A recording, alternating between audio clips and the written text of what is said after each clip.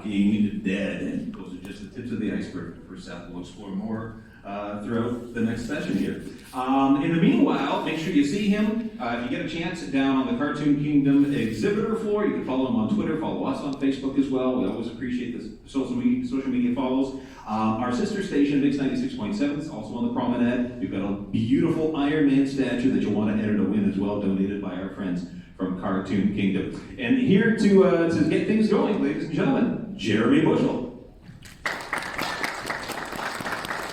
Hello, everybody. And I'm just, there's Seth.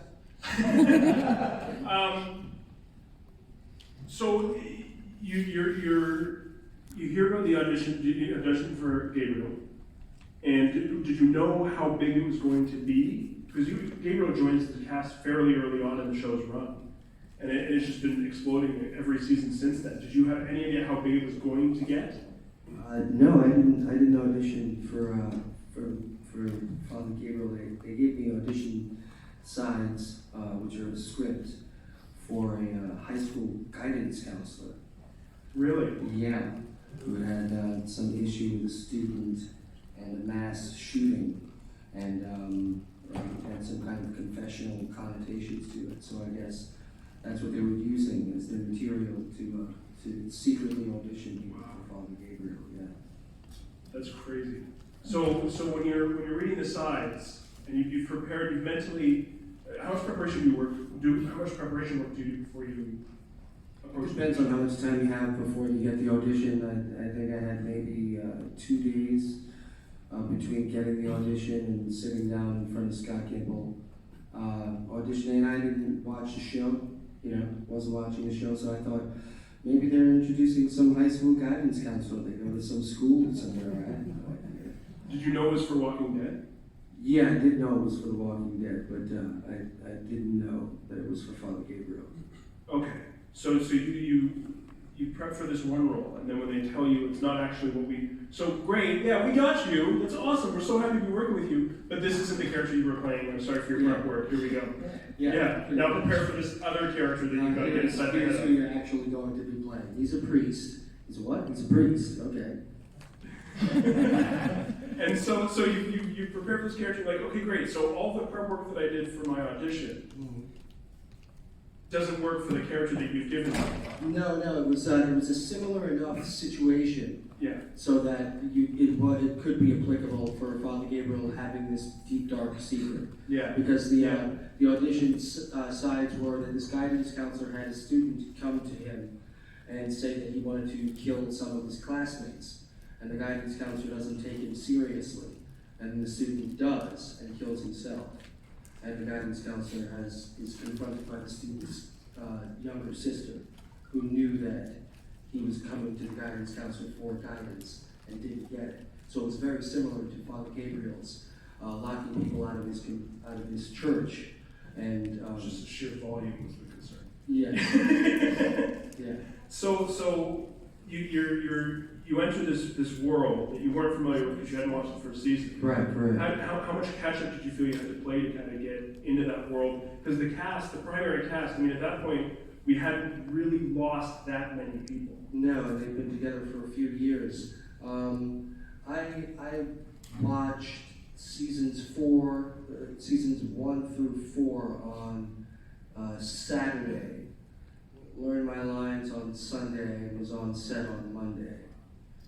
Yes. So that was kind of how I hit the ground running. It was really just kind of jumped on a moving train, Did they?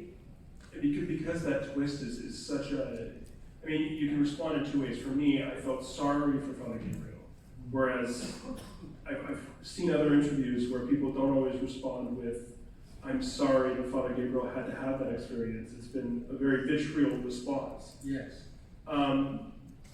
Did they inform the cast of that, or how, with those little secrets you have for everybody's backstories, how much did they inform you in advance of the backstories coming up, or is it just you find out? I found out with the script. And then it was about trying to make him as empathetic as possible. what a horrible decision. Yeah, I'm glad you felt sorry for him. What a horrible decision. Honestly, and that's the thing is, for me, when I was watching it, is I'm going, you did such a great job conveying the shame without saying, like, you did such a great job with that scene, that for me, I was like, well, I should hate him, but at the same time, like, he's dealing with it now because he's carrying that weight with him at all times. And when you go back and you're watching the way you carried yourself through those seasons through the season before that was revealed, you see the weight, and then after that, you've changed and you carry yourself differently. Yeah. And it was brilliant choices made through the entire storyline. Cool. So Glad you saw that. Thank you. yeah. Scrolling through your IMDb, you probably have that actor's curse of people identifying you as an actor, going, now what do I know you from? And then you go, I don't have time for this. Yeah. People do say, you know, do I know you from? Oh, what do I know you from? And what's really just most annoying is when you list your entire resume and they go, no, that's it, no, and then they come up with something that you're not in. It's like, no, that was Mackay Pfeiffer, that wasn't me, that was... Yeah, that's going to be, or they saw your poster, or your face on a Walking Dead poster in Times Square, and they're never going to say that. Yeah. They're never going to come up with what it was, but they know your face from something. Got to it, yeah. What's been your favorite project so far? My favorite project? I had a lot of fun working on The Wire some years ago. That holds a special place in my heart. My favorite is always the one that I'm working on now because it's ever changing. Because it's fluid.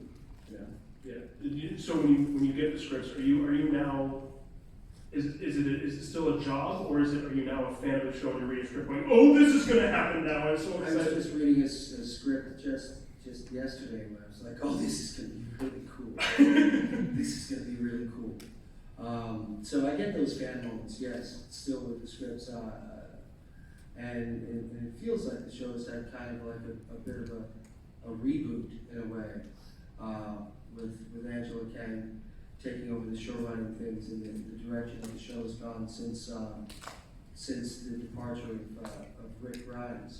So it's all very, very exciting. Are you going to take over the position that Rick Grimes had in the group? I'm guessing. You're going to step Why not? Why not? Are there children in the audience? There are children. Okay. Why not? Why not?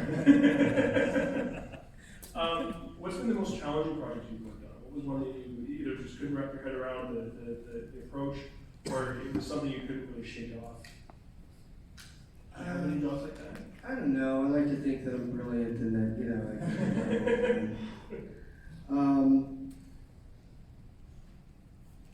there have been quite a few, they're mostly stage productions because you don't get the second chance at it. Yeah. That I sometimes late at night go back and go, oh, this would have been the choice to make. Oh, that would have been. Yeah. So I don't really watch a lot of what I do. I'll watch it at first to see whether or not I'm telling the story, if it's believable to me, and then I have to kind of let it go because you can't change it. No. It's like looking at pictures of old girlfriends. It's a little bittersweet. It's that was such in love, but then we've changed and I'm in a different place and she's in a different place. We're not together anymore. And those guttural decisions of when you've made a choice and it's not the right one in the moment, to a certain degree, you're like, okay, no, now I'm pretending. This isn't the same approach. It's No, I never have those moments. no. Fair enough. Tell me a bit about your stage work. That's the one thing is I wish there was an IMDb for stage work, but there's not. So. I've done a lot. I used to do a lot of theater, and my summers in the last, the last 5 or 6 years of summers have been The Walking Dead. But before that, the 4 summers before, I've been doing a lot of free Shakespeare in the Park, like the Houston Shakespeare Festival or Commonwealth Shakespeare Company up in Boston. playing Othello and Mark Antony, these brilliant characters in Shakespeare's canon. So I'd like to get back to doing that. There's something about doing open air theater, that's free for the public, and people come and set up blankets and make a picnic of it all day long, and then see the show at night, as this theater was intended, and it was the only entertainment form that we pretty much had to do as a group. Go to the theater or go listen to people play music. Absolutely. And the live theater, both as an audience member and as a stage actor, there's nothing. Yeah. There's nothing like it. There's nothing that compares. You have a relationship with the audience. You're in the moment with them. You're taking the ride with you. You're either telling the story and they're getting it, or you're missing the story and you're getting that they're missing it.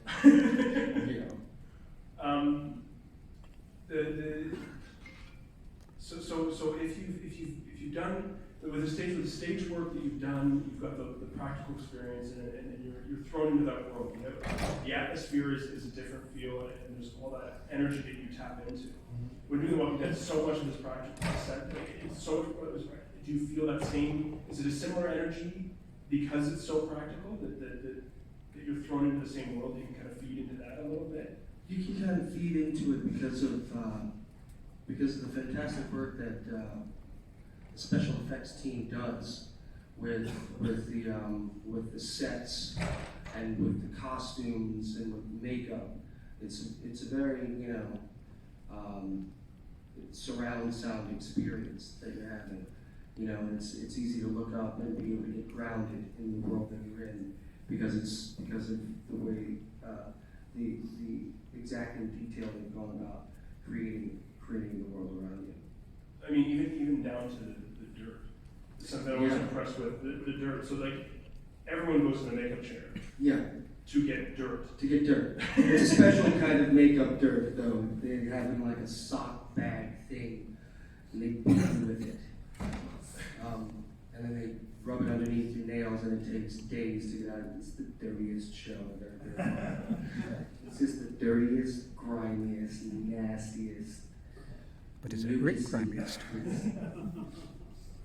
See, and you prefer the makeup chair because if there's a method actor that wants to live in it, and they show up after just not showering for a month. That would be Norman Reedus. That would be.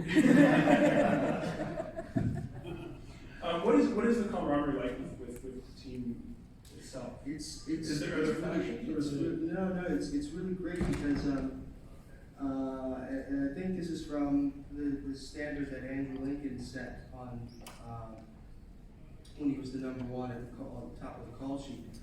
And that was, throwing yourself into it 1,000%. And I think, and giving support to everyone around you who does the same. And I think people don't want to drop the baton when they come on the show. So everyone hurls themselves into it 1,000%. And it's a really safe environment to do so. Because we were asked to do extreme things. So it's one of the safest environments that I've had to work in. And I think based on the nature of the topics that you guys are dealing with on a daily basis, you need to be able to do that. You need to know that the people are there for you. I did a show some years ago called Oz, which was set in a fictional prison, basically a prison show, and there was a lot of violence and rape and abuse of all kinds. And after it takes, the guys would, everybody would give each other hugs because you knew you were digging into some dark places that we can go as a peoples. And I think this show does the same thing. We dig into dark places that We should can watch go Oz again sometime soon. as a species. I have the Emmy Award consideration VHS of the first episode somewhere. In order to keep the ball in the air. Absolutely, and that's the one thing that I appreciate of the show is you look across every scene. There's no one phoning it in. No, on that entire cast. It's just everyone is the second the camera start rolling, you all just, the acting is incredible. Yeah. And a lot of it is in the reacting, where you have someone giving a monologue, and the background is everyone just killing it. And it's enjoyable to watch, in that it's great seeing people good at what they're doing. Mm-hmm. What's been the most challenging scene? Not necessarily just The Walking Dead, but scene specific, challenging to convey. That you really had to either through Oz or through where you're struggling with your command and really trying to get your head into the mindset to deliver the lines in a convincing way. I don't know. It's usually if there's something on the set that's kind of in the way or you have to work around. Those are the challenges. When it comes to trying to break down a character, why would do what they do or how you want to do it. There are many different challenges that present themselves, but I never get stressed about that because that's the exciting part of the work to me. You know, why does this person do what they do? Can I convey their point of view even though it's like so not anyone else's point of view? Yeah. You know, that gets exciting to me. It's when you're trying to do it and somebody wants to stick props in your hand that don't have anything to do with it because you look good holding a hammer. Yeah. But I'm talking about this, that. You know what I mean? Talking about my mother having a massive seizure in the car and everything, you know, falling out when I was a child at some opera that we went to. Now she died on the way to the hospital. But do you want me to hold a hammer? That almost sounds like a superhero origin story. Strong. Because when we have those deep emotional chats, we're always carrying something we picked up at home. We have a problem somehow. 100%. I always, when I'm talking to my brothers about the difficulty of our relationships, I'm carrying a spear. I always carry a weapon that I don't really need for the conversation. That's exactly. But I know I'm in a safe place to have this kind of in-depth chat. It's always a challenge, but it's something I do. So now that you've kind of lived in the mindset of Gabriel for as long as you have, do you feel, are you at the point now where you go, well, I don't know if Gabriel would kind of do that? Or I don't know if Gabriel would respond that way? Or are you kind of just, yeah, no, the writers know, like I have full faith in what they've given me. And then it'll come, because you'll make an offhand comment and then 6 episodes later, that comes back. Yeah. In a big bad way. Yeah. I am of the mind that, you know, it's I'm part of a collaborative process. The writers write it, it's up to me to try to make it sound real. And if it's something that Gabriel wouldn't say, I would ask them what their intentions were before I would want to change what they wrote. I try to make what they write work first. And if it cannot work, then I ask what it is they're trying to convey and see if they can come up with some other words that I can say to get that out.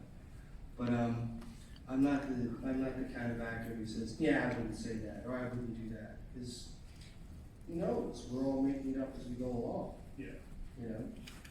And we all have a part to play. Somebody's got to write it, somebody's got to say it, somebody's got to film it, somebody's got to, you know, paint the wall behind it.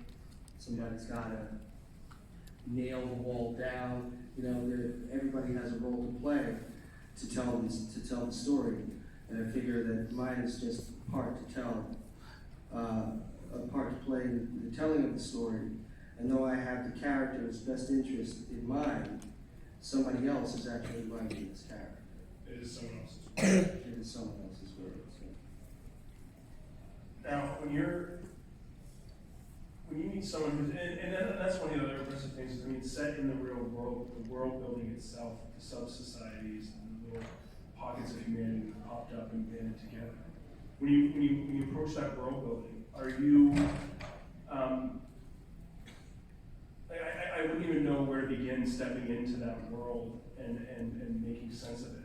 And do you find that the team of actors are kind of like, yeah, no, this is the way that we would see it going, or is that a completely fictional world that you're able to separate from? Does it make sense? I'm not sure. Like, is because of the way that it's portrayed, the way it's presented on the show, is there so much reality that you're like, no, this is, I would see 100% how this world would be created, versus... Oh, yeah, no, I think we just live in the world that we've created, as opposed to matching it up with the real world around us. And I think because there are certain rules, you know, that we've established, like the walkers move at a certain pace, you know, and a certain amount of blood can get you sick enough to go blind, but, you know, not die. A certain amount of infected blood would kill you. Science is a little flexible. Science is a little flexible. Yeah. So we're not that hardcore, you know, this couldn't happen, this couldn't be. I think it's all kind of, well, it's possible. In this world, it's possible. So we keep the possibilities open.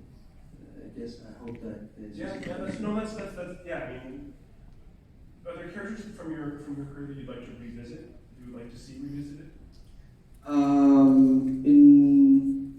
Yeah, I'd like to see where Ellis Carver from The Wire is now. Yeah, it'd be interesting to see. You know, is he a company man? Is he a big fat house cat cop, or is he, you know, running for governor? You know. Are there any characters that you would like a chance to portray? Here's who you've always been a fan of, Yeah, I'd like to play Travis Bickle in Taxi Driver. That would be cool. But no, I just want to keep playing different people. You know, part of the joy of what I do is that I don't have to play the same character twice. You know, I could be a doctor, and then I could be the patient. You know, I could be the priest, or I could be the person giving the confession. I'd like to keep playing as many different people as possible and keep a sense of play going in my career, so that I don't go to work thinking I'm going to work or have a job, but I think I'm going to play. I get to play today. How do you keep that mentality of playing a character for years and long years? Well, part of it is, you know, different writers are coming up with new lines for him. You know, and different people have different ideas for where he wants to go that I, you know, Gabriel's definitely a completely different character from like season to season. So, you know, trying to fill the vision of this character that this current writing staff has created. You know, they've taken from the staff that went before them, and try to make the guy as interesting as possible. You know, I just never want people going to the fridge when I'm on the screen. Like this guy, let's go get the ice cream. Let's go get the ice cream. You know, is he still on screen? Yeah, he's still on screen. All right, I gotta take a crap. I'll be out of there. Let me know what commercial is that. We can start over with some audience questions now. I see quite a few people cosplaying as Walking Dead characters. So, yep. Just wondering how when you got the script for Father Gabriel in the beginning and knowing what his character and his personality was like, to now turning into this badass guy, how do you feel as humans be able to progress so quickly from one personality to another? It's a little tricky. Yeah. It's a little tricky because we did a time jump. A huge time jump. A huge time jump that a lot of personal, you know, development happens in. And then we come back and we're almost kind of different versions of the same person. Which one do you prefer? I liked being other when I first came on the show. Everyone was all, you know, as you say, badass and could handle themselves. And it seemed like Father Gabriel was not long for that world at all. And I kind of like being a different character in that regard. But I also am excited by the changes that they've given me to play, and the different things that the different levels of Father Gabriel that we've been able to explore.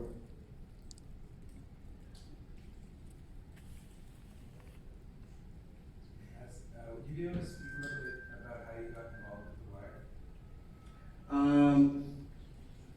Yeah, I mentioned mentioned earlier, I was on a show called Oz, and it was the same casting director, Alexa Fogel, who was casting The Wire.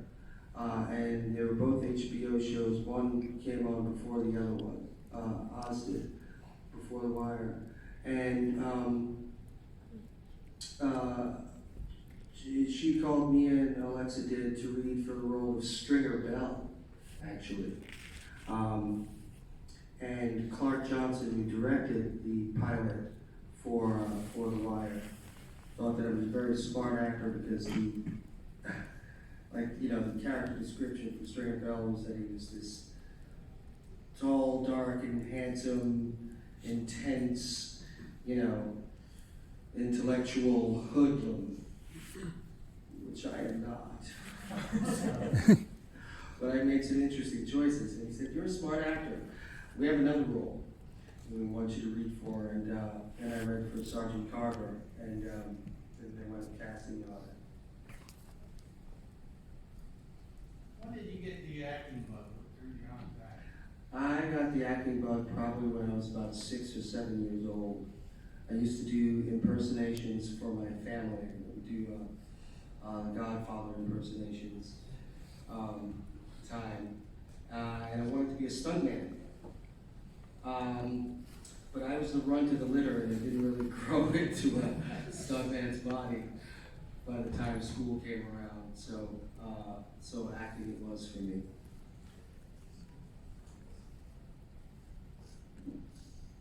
The sets down there, they look like they're out in the middle of nowhere. What's it like? Do you have a home down there, or do you have to drive to work like an hour? I'm just curious how your lifestyle. Yeah, the sets are about an hour south of Atlanta, where the sound stages are. And we film 7 months out of the year.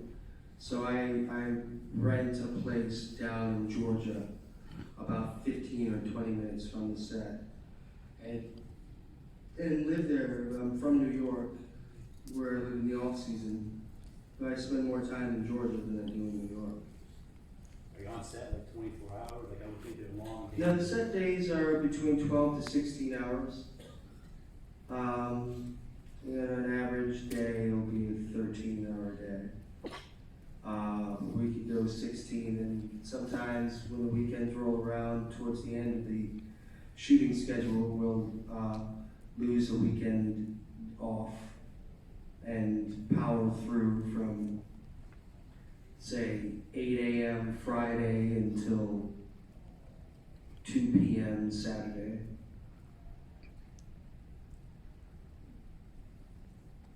What are your thoughts on Father Gabriel's relationship with Jadis? I don't know. What are your thoughts on Father Gabriel's relationship with Jadis? It was unexpected, Uh-huh. and then again, the way it ended was even more unexpected. Yeah. Yeah. Were you excited by that, or were you disgusted by that? It was really intriguing. It was very interesting. It seemed like there was an instance of Father Gabriel. Mm-hmm. It seemed like he was almost like taken advantage of in a way. Mm-hmm. What do you feel about that character possibly appearing in the Rick Grimes movies, Jadis? That'd be great. Yeah? I thought there was a fascinating character. I thought Pollyanna McIntosh did a great job of playing Jadis. I love her. She's Jadis, great. depending on when you call her. But I think that I think we wanted to open up the world of possible relationships, and they were two outsider characters. So that's why I think it was possible for them to come together, because I think Father Gabriel could relate to where she was in trying to work her way from the outskirts of the community to the insider position, in the same way that he did after betraying the trust of the group when he told Tiana that they were dangerous people when they all first got to Alexandria. So I think they had that kind of they had that bond in common,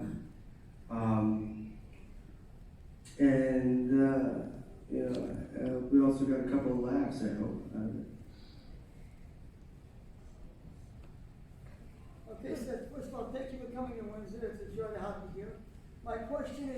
Do you watch Fear the Walking Dead? And if so, what are your views on our show? No and no.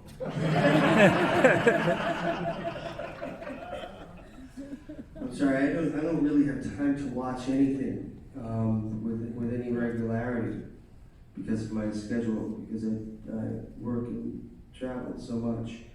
So I have to kind of watch, like the box sets of things, DVR things, and watch it all, power watch things, and that's not something that I put it on my menu. Don't want to binge too long, I'll turn into a zombie. Let's say.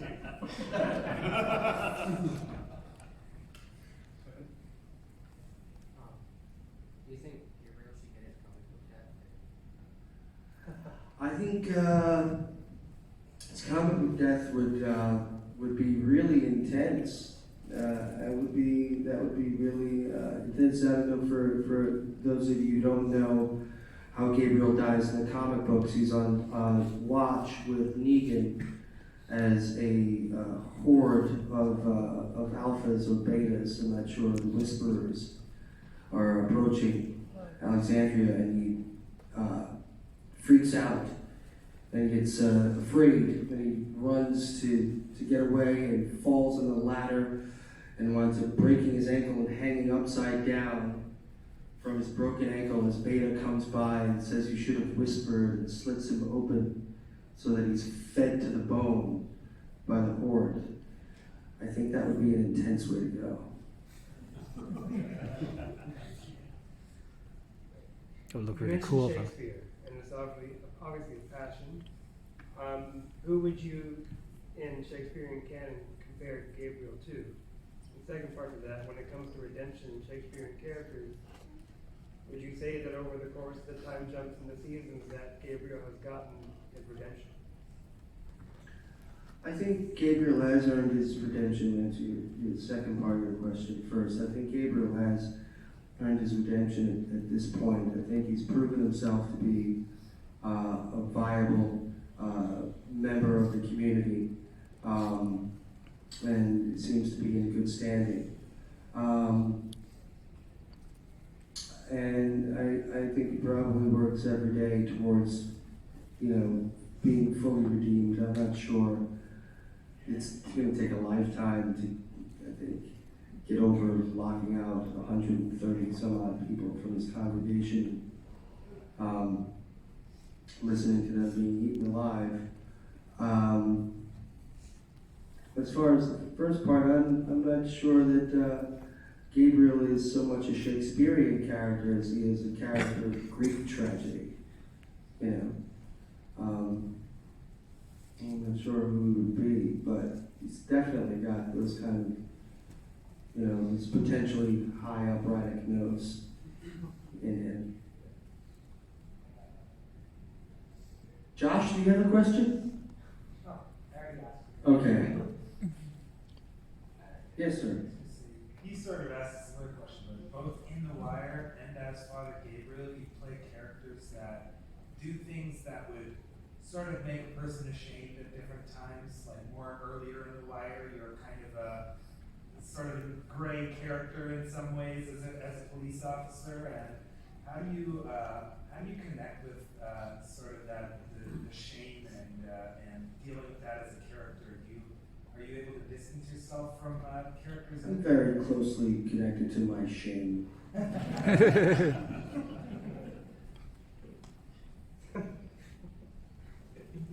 Yes. Any interesting tidbits from Starship? Like the infamous shower scene? Yes, I wasn't a part of the shower scene, thankfully, because I think where we were shooting that was in Colorado in wintertime. Yeah, it would not have been a good representation for Gilliam line. In the shower scene. Shrinkage. Starship Troopers was a really fun movie because Paul Verhoeven used to, it was all CGI, and Verhoeven never thought that we were being terrified enough or amped enough. So he would jump in front of the camera and say, "The parts are coming, they're coming." run and scream and jump around and we have to fire at him. You know, see, I'm the bot, shoot me, kill me. Running around. Like, this dude's gonna drop dead out here, you know. This will be really cool. And Jake Busey made us potato guns that we could fire, that we could shot off, like, 75, 90 yards. Like, you get some serious distance on these potato guns that he made, all these CVS pipe that he bought us, and made everyone potato guns because we were gun crazy at that point. I lied, I do have a question. You do have a question. How do you expect your character to actually last that long in The Walking Dead?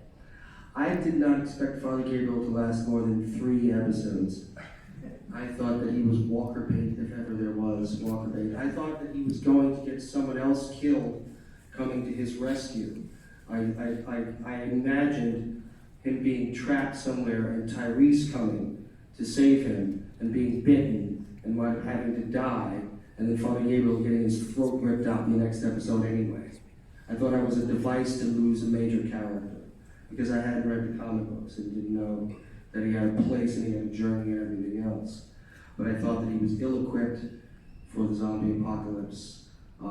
He seemed to be incredibly guilt-ridden and shameful and seemingly courting death.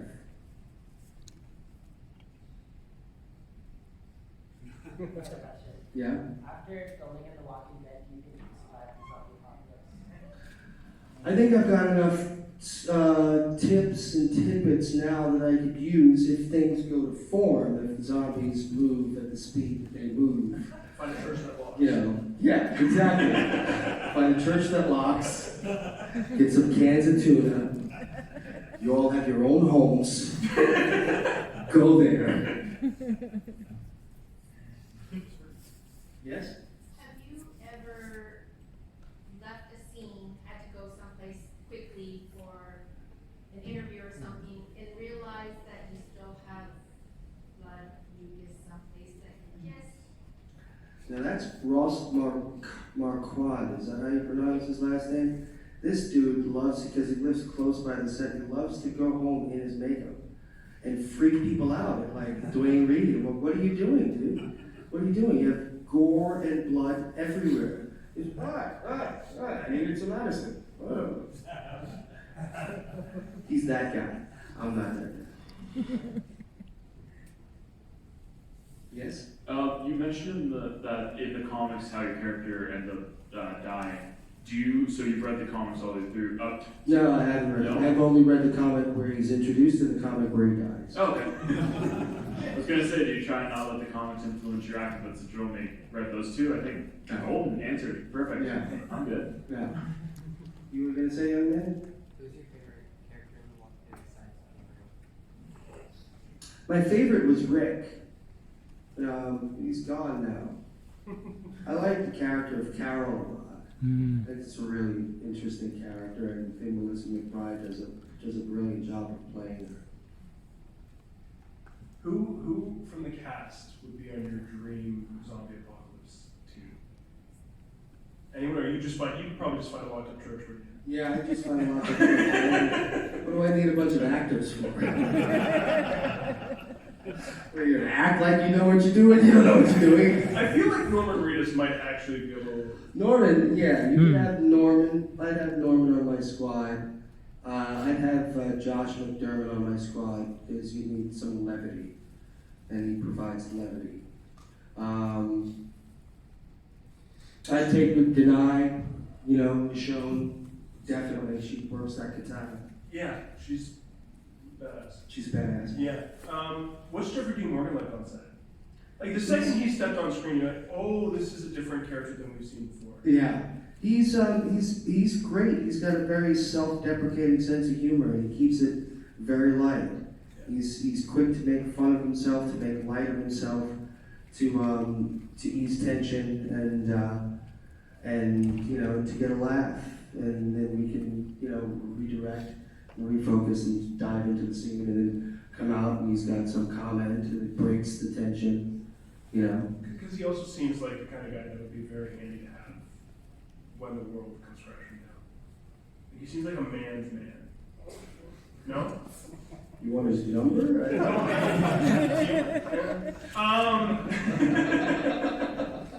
No, it's, I find it, and from the behind the scenes footage we see, the set scene, it's remarkable, it's a weird dichotomy. Because you know you just got done a very heavy scene, and then you see the actors laughing, but they're still covered in, like, it's very unsettling to watch like a blooper reel where everyone's covered in blood. Yeah, those are particularly fun. Any other questions? Yeah. So we know as fans that in this many interviews, that actors won't find out about their death until it's almost about to happen, and they get that notorious call. Mm-hmm. So far as the storyline for your character or other characters, like let's say the relationship with Rosita, Mm-hmm. how far in advance would you have known about that? And so far as the story. Yeah, that was a conversation that that the showrunner will have with you at the beginning of the shooting season. You know, and they give you the overview of what's going to happen with your character. So Father Gabriel is going to have a crisis of faith, and he's going to rediscover it. He may have a romance with so and so. So you get the overview, but when it comes to the specifics, you don't see that until the script. You know, to see what the depth of the relationship is and everything else like that. In the Father Gabriel Rosita case, because we had the 6-year time jump, we had to fill in a lot of blanks. You know, Christian and I, because the actors were just making up like, well, let's see, would they have done this? Would they have gotten together then or there and that kind of thing. You know. And what did that look like for the two of you in that conversation? That's between Christian and I. Man. What's going on? Trying to get all up in our business. Yes, do you have a question? Two-part question. One, which death surprised you the most? And which one gave you the most feels? And what was the second part? Which death gave you the most feels? Made you the most sad or? Herschel's death really was the worst death, I think, for me on the show. And I was surprised that I didn't read the comic books. I was not expecting the governor to cut his head off. I thought, for some reason, Rick was going to reach the governor. Mm-hmm. You know what I mean? With his pleas. And that was the most disturbing. And I think the biggest loss for me as a viewer watching the Mm-hmm. show. And for me personally, the loss of Scott Wilson as a man this past year was tough. Yes? As an actor, do you as you play a character, do you think does that carry on into your life? Sometimes it can kind of carry over into your personal life, and you try to push it back. You try to leave it in the room where you filmed it, or in the theater where you performed it. But we're people, we're human beings, and it's you might get thoughts that stay with you. Oh, I should have tried this, or why didn't I try that, or my character is a night owl, so I'm going to stay up all night. That type of thing. We have time for one more question. Now you see more and more actors coming back and directing episodes. What are your thoughts on that, and are you ever interested in pursuing that?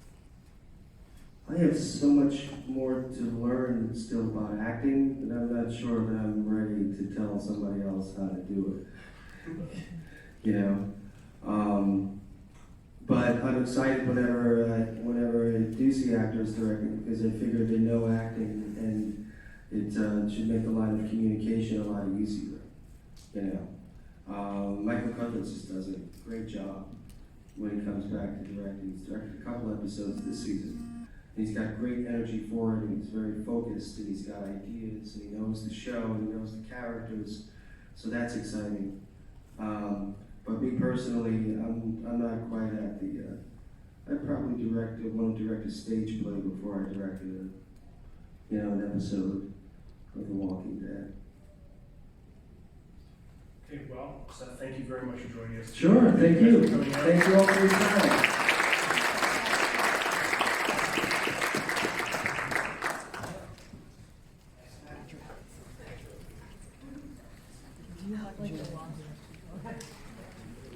One year. You wanna know what?